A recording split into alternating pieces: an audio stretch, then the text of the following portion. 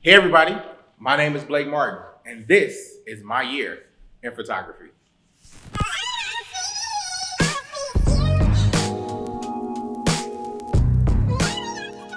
So before we get started, I think it's very important for me to establish how I got here.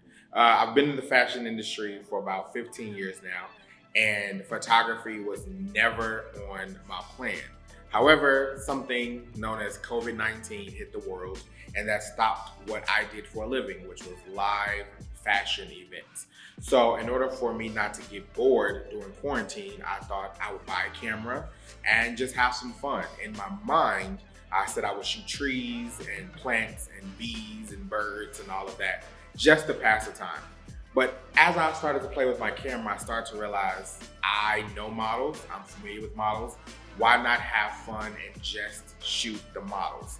I never expected this to be a career. I never wanted to be a career, but within a year, it has blossomed into one of the best things that has ever happened to me. So I stumbled in photography by accident, but I'm glad that I'm here. So this video will take a look back at the last year of what I've done, where I've gone, and hopefully tell you where I want to go next. So let's check it out. Okay, so this first photo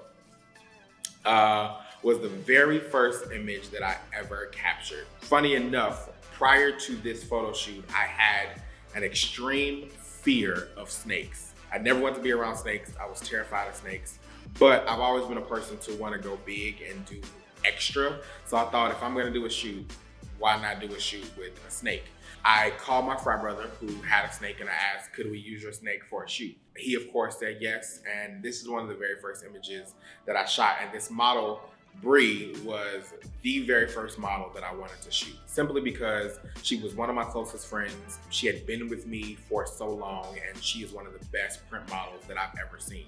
So I wanted her image to be one of the very first ones that I captured. Looking back at this image, I'm still pretty proud of it. There are definitely some things that I would have shot differently and done differently, but overall, I'm pretty proud of this image. Okay, so this next image is one of the pictures that I say started it all. I asked a group of individuals to come, let's do a test shoot. I just want to get in the studio and I just want to practice, right? And so I bought a whole bunch of clothes off of ASOS, Boohoo, Amazon, etc. I styled all the models myself, and it was just a test shoot. And so afterwards, once I had done the photo shoot, edited the images, I kind of was wondering, what do I do with them now? And so I started to research different things, and I came across this website that allowed you to submit your photographs to publications. So I signed up, and I instantly sent the photos to this magazine. And in my brain, I said, they're never gonna pick these pictures. They're super basic, they're super amateur, they're never gonna pick my pictures. And so a week later, I got an email that said my photos were accepted. I was over the moon, super excited. I thought it was a joke, right? And so 2 weeks later, I got another email with the published images. And to my surprise, they gave me the cover of a magazine. And even now, I kind of get choked up about it because I never thought that that was something that would be available to me. I never thought that I was good enough to have the cover of a publication. And so this kind of sparked a different motivation in me, and it really pushed me in knowing that there was something else available to me. And so this particular cover, although again, there's so many things that now I would change about the image, I'm super proud of what me, this model, and the rest of them did. My very first cover kind of started my publication journey, if you will. And I think I'm most proud of this particular cover. Okay, so this image is one of my favorites, although it was a part of a set of about 30 images. And I did a series called 7 Deadly Sins. And so like I said, even as a new photographer, I like to be creative. I like to think outside the box. So I had a good friend of mine that I knew was a well-known craftsman and woodmaker. And so I reached out and said, would you be open to making a coffin for me? And of course, he kind of looked at me strangely, but agreed. And all these models were interested in creating this art with me and being a part of this coffin series. And so I did every single 7 Deadly Sin with multiple models and just showing what that sin was and all of them being in the coffin. And this image is one of my favorites. But I'm super proud of the entire series because that was one of the first times I really felt my creative juices as a photographer start to develop and start to curate. And so I love this series. It's one of my favorites. And again, this was also published in that same publication. So this cover, again, shocked, right? But this particular cover means so much to me because I call this particular spread Love Hangover. And there's a photo of my mother and my father on their very first date that I have. And my mother is in this black dress with this gold necklace and this huge afro. And it's literally the only photo I have of my dad and one of my favorite photos of my mom. And so I kind of wanted to recreate that image on models. And so this model, Nikki, when I saw this image, she was just so beautiful. And I felt like she embodied everything my mother was, which was strength and power and beauty. And so this probably is one of my favorite covers I ever had. And it's just something so magical about this. Shout out to the stylist, Marlene, for coming through and doing such an amazing job with the accessory styling. My brother Matthew for creating these wigs for me. But this particular cover means a lot to me because it was a tribute to my mother. And shout out to the other 2 models that were featured in this spread, Chris and Deanna. They did get the cover, but they were still a part of the magic that was this image. And fun fact that I'll circle back to later, if you look at some of the titles on the cover of this magazine, you'll see where it says Blake Martin, Malvi Magazine's newest creative director. So at the same time that I got this cover, I was asked would I be interested in being the international creative director of this publication. So 4.5 months into being a photographer, I was asked to be the creative director for one of the largest fashion publications in Paris. Huge deal for me. So this cover will forever hold a special place in my heart. Okay, I'm gonna get through this one and not be emotional. So there was a hat designer that I was a huge fan of. She has designed the hats for some of the biggest people in the world. Beyonce, Billy Porter, Christina Aguilera, Cardi B, so on and so forth. And so on a whim, I reached out to her via Instagram and said, hey, I'm a brand new photographer.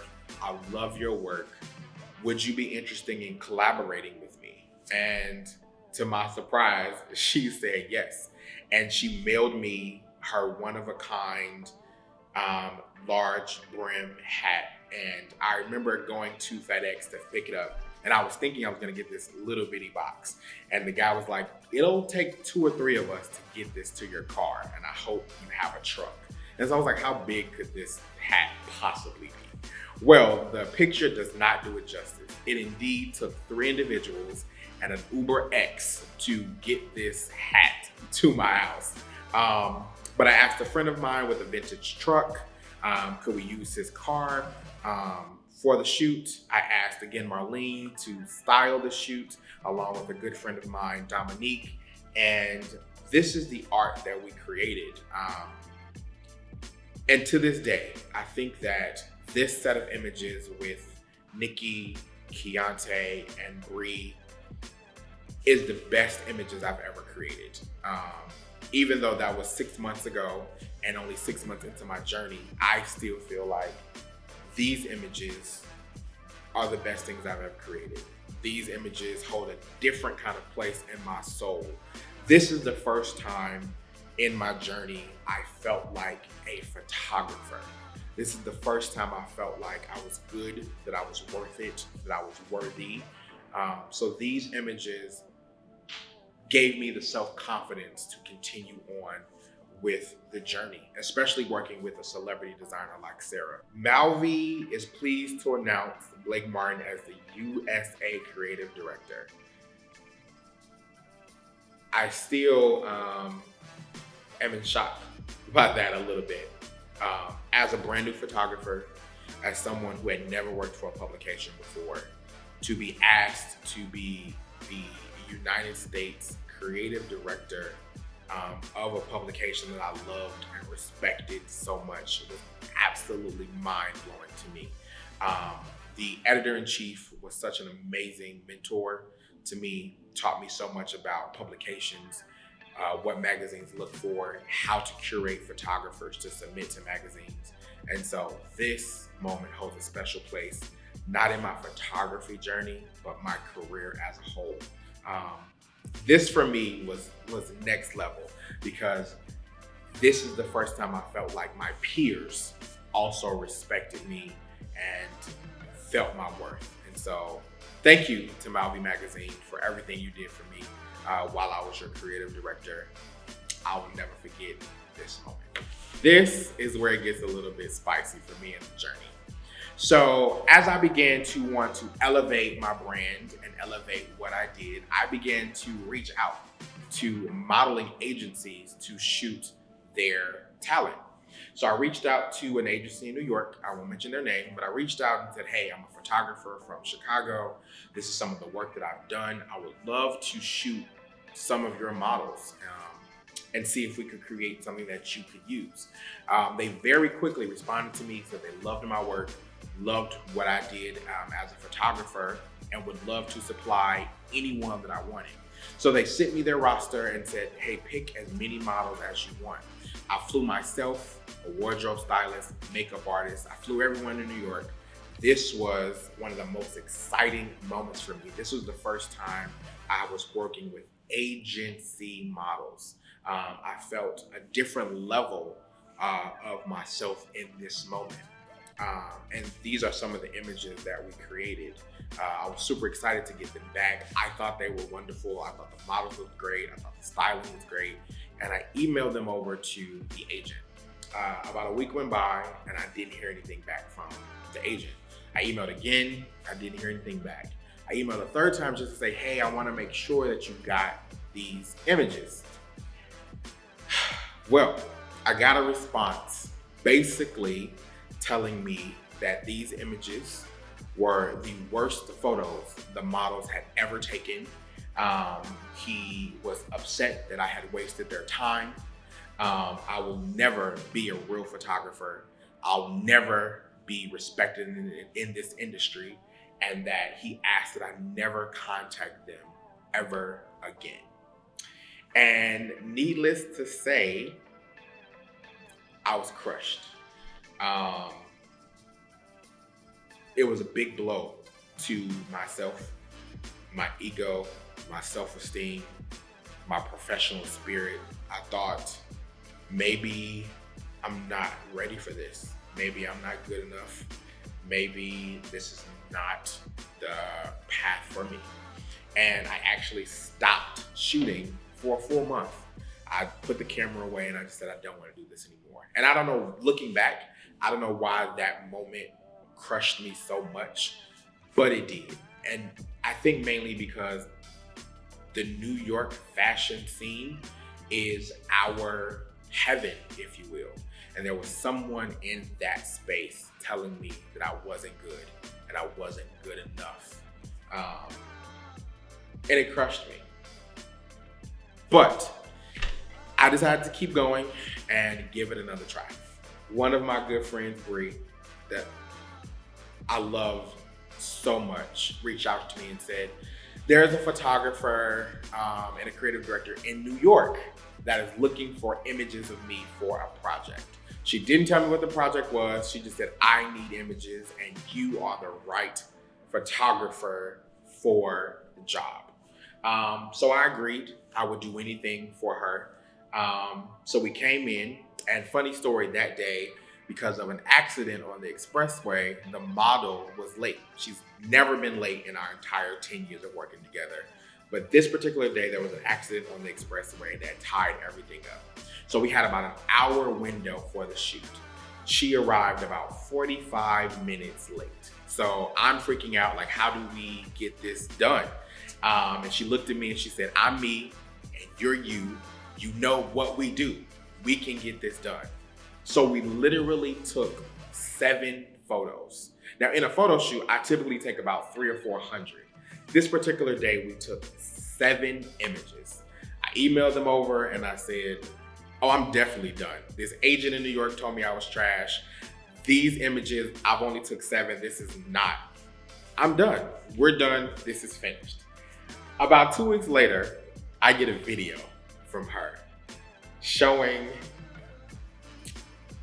the image I had taken on a billboard in Times Square, the busiest place in the world, in the same city that I was just told I wasn't good enough. And it was something about that moment that just felt like a sign telling me to shut up and keep going, because there is purpose in what I'm doing. And so I will forever be grateful to Bree for giving me that moment. It wasn't my moment, it was hers.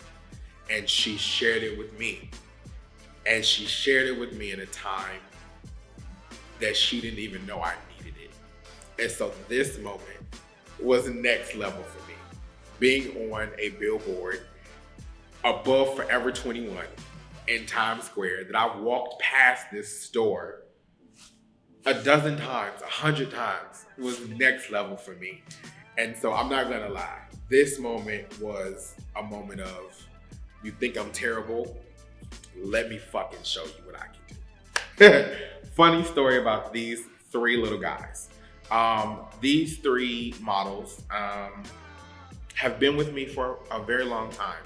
They are my fashion sons, if you will.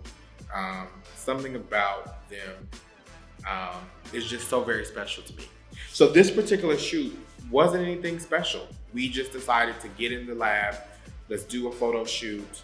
They were styled so beautifully by their parents, and we were just doing a test shoot. We released the photographs, and that's it. That's what you do. You put them on social media and you move on. Well, little did I know that this was gonna become a thing. About a week after releasing the photographs, they kind of took off.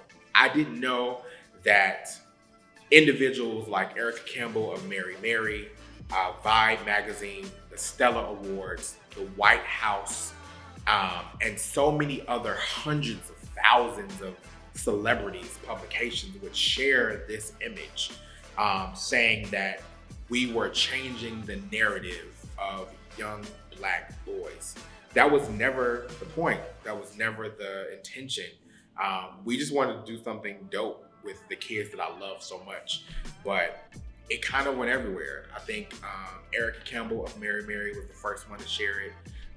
And then once White House correspondents started to share it, and then ABC News and Kirk Franklin and Chris Brown and all these other people kept sharing the image.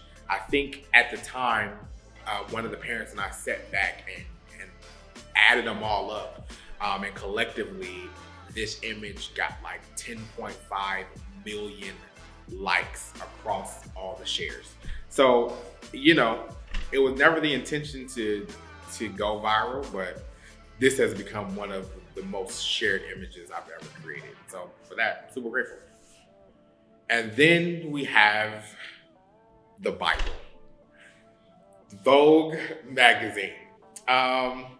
a good friend of mine, Beth, which is the creator of this amazing handbag in the photograph, approached me and said she had a spot for advertisement in Vogue magazine, and would I be interested in shooting it? And for about 10 minutes, I sat there with a blank face. This is Vogue magazine. This is the fashion Bible. What do you mean I'm gonna shoot something that'll be in those pages? And of course I'd say yes, but I've never thought that Vogue magazine especially was something that would be afforded to me in general, especially only 7.5 months into being a photographer. And so we set out to do this photo shoot, and I'm noticing a theme here actually. This particular model on this day was 45 minutes late for the shoot. And anybody that knows me knows timeliness is a big deal to me. So I am on the streets of Chicago freaking out. This is Vogue magazine. You cannot be late for this. But he showed up and we created something so special. Joseph is such a talented and extraordinary model. I think this entire photo shoot took us maybe 15 minutes at most. And I again thought, I don't think I did it right. I think they're gonna ask for a reshoot or they're gonna hire another photographer. But I got an email that Vogue accepted our work and it would be featured. And then it's released. And not only is it in Vogue magazine, but it's in the issue with Beyonce on the cover. Mind blown. And I still think back to the day that it was released. I think I sat on my couch and cried for a good 20 minutes to know that something that I had shot was in the fashion Bible. This was next level for my career and I'm super thankful. Okay, so in my career, I've always been very open about what I want, going after my dreams, going after things that mean something to me, right? And so I've never been shy in reaching out to people and asking for what I want. And so Kaleidoscope Hair Products, owned by Judy, who is now married to Da Brat, is a huge brand within the African American community. And so I remember scrolling through their Instagram and not really seeing a lot of advertisements for their men's line. They had hundreds of thousands of posts for their women's collection, but they had a full line dedicated to men, and I wasn't seeing advertisements for it. So I took a whim and I sent a DM and said, hey, look, I'm a photographer. You guys don't have any shots that feature male models, and that's a problem. Send me product, I'll shoot it. And I said, one, that was cocky. They're not gonna respond. Who are you? An hour later, I got a DM saying, what's your address? And I got the product in the mail. I rented a hotel room. This is in the E3 Hotel here in Chicago. And I shot this product. And again, still, I'm thinking, they ain't gonna mess with me. I'm a brand new photographer. Judy knows everybody in the world. She's huge. They're gonna get somebody better. And I didn't get a response for weeks. So I just knew this opportunity didn't work out. And one day something said, just check their Instagram. So I go on their Instagram and lo and behold, my photograph was created with an ad for their products that they featured in stores, on billboards in Atlanta, on their social media, and again, mind blown that they actually used it and created an ad with it. But that just goes to show me and everyone else, if you want something, ask for it. 9 times out of 10, you may get it. So I'm super proud of this because this was the first time I'd actually worked with a brand. And so working with the brand and getting an advertisement and getting shots that were featured in stores was amazing. All right, Bezel Magazine. So at this time in my career, I had been featured on 72 magazine covers by this point. I know, Coming from the first cover thinking I wasn't good enough to a cover to 7.5 months later having 72 covers is a major blessing. That is nothing but God, and I'm so appreciative. But I sat up one day and I said, I'm tired of having covers on everybody else's magazines. I want my own magazine. And Bezel was created. And so I wanted to work with people that I loved, that I knew loved me. And so I asked two people that meant the most to me. Model Bree, again, one of the best models I've ever worked with, someone that holds a special place in my heart. And then my best friend of 15 years is an accomplished hairstylist. So I asked her, would she be interested in collaborating with Bree and I to create the cover of my magazine? And she, of course, said yes. And this is what we created. And so I'm super duper proud of this publication because not only did it feature my work on the cover, obviously, but it featured about 30 or 40 other photographers from around the world. And I put my work on the cover, one, because it was my magazine and I wanted to have my Oprah moment of featuring only my stuff on the cover of my magazine. But this particular issue sold about 300 copies. And so it was super amazing to me that our debut issue, our first one out the gate, sold so many copies. I'm super grateful for this moment. And that it sparked Bezel magazine that is still thriving today. Let's talk about the September issue. In working with Malvi magazine, I, as the creative director, wanted to help them expand and grow their footprint and their market in the United States. And so I remember talking to the editor-in-chief and I said, September is coming up in a few months. What are you doing for the September issue? And I remember him saying, well, what is a September issue? And I kind of looked at him like, how don't you know that, right? And so I explained to him that in Vogue magazine especially, but for all publications, the September issue is the most important issue of the year because in September, that is the January of fashion. So the September issue kind of sparks everything for the rest of the year. Whatever your September issue is the most important issue of the year. So after much persuasion, he agreed to do a September issue. Now, previously, most of our issues from Malvi magazine were between 50 and 60 pages, but we decided this issue, we would do a 400-page issue. A huge undertaking, and not only would we do a 400-page issue, but we would have very strict guidelines for photographers. You have to have next level photography. They have to be the best models, the best styling, the best hair, the best makeup. And if it wasn't stellar, we weren't accepting it. So in planning the magazine, I also decided I'll do a photo shoot to be featured in it as well. So this particular shoot was one of the biggest shoots I've ever done. It featured 12 models. I think I spent about $1,500 in wardrobe alone. I spent several $1,000s in props, and I had to get city permits because we shot in the park. It was a lot of money and time involved, but I just wanted to do something to stretch and expand my creative mindset and to be featured in the magazine.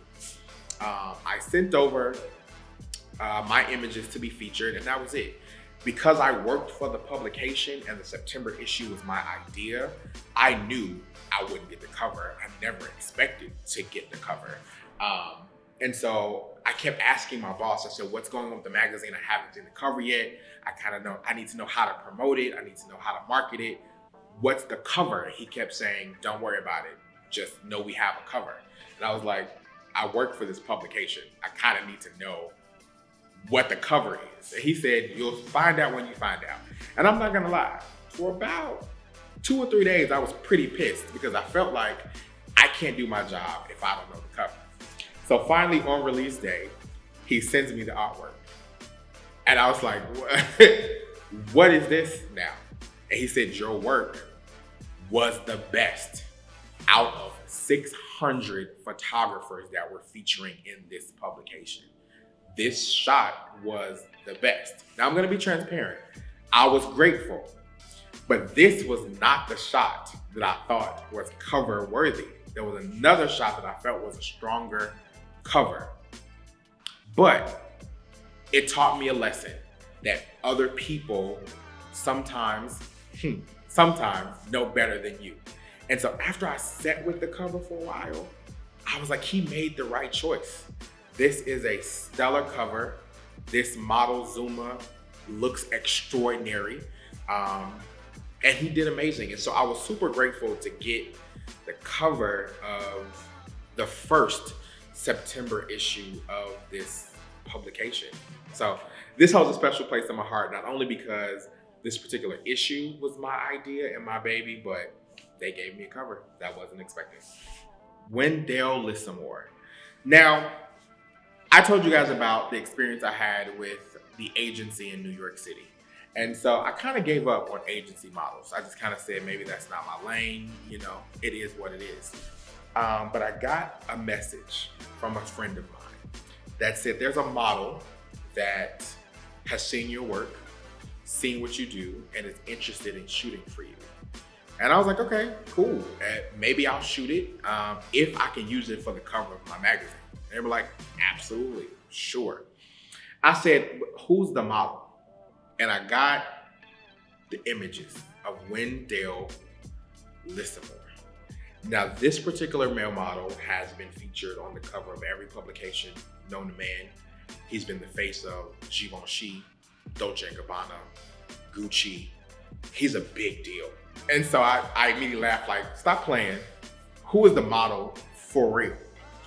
And he then started a chat on DM with me and Wendell. And Wendell simply said, I love your work, Blake. Super excited to work with you. And I literally called my best friend in tears because for the last 5 years prior to becoming a photographer, I've been obsessed with this model and everything that he does.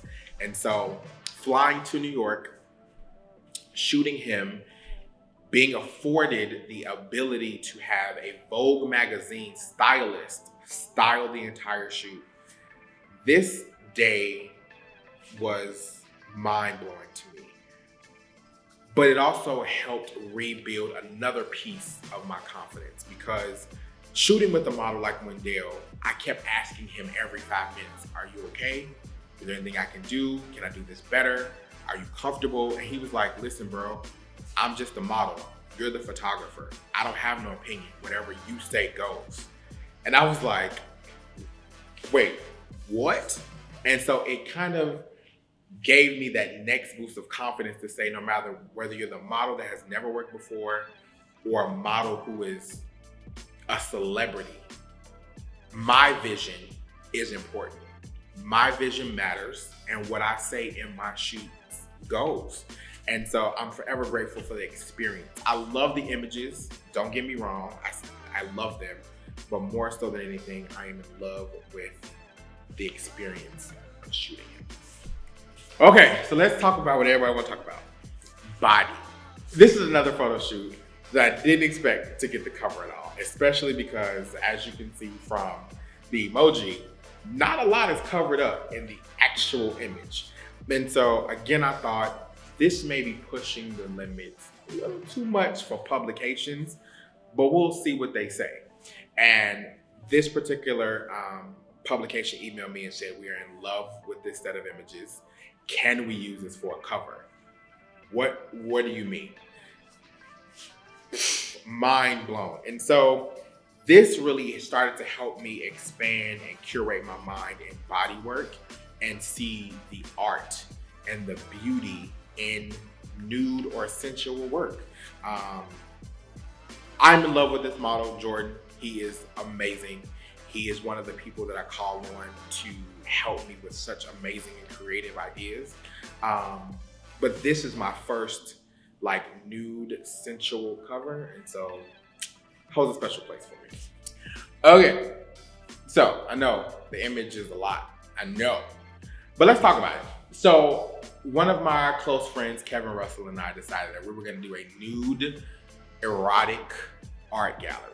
And I was super excited. I'll be honest, I love nude and erotic art. I think it's beautiful. But I've never done it on this scale, to shoot 50 models and not only shoot the models, but have these images printed to 3 feet, 4 feet, 5 feet tall, hang them in a gallery, and have people come and critique your work in front of you. I remember being in the space, putting up the art and physically shaking because I was like, I think this is a mistake. I think that we are doing something that could ruin our careers. This may be a little bit too much for people.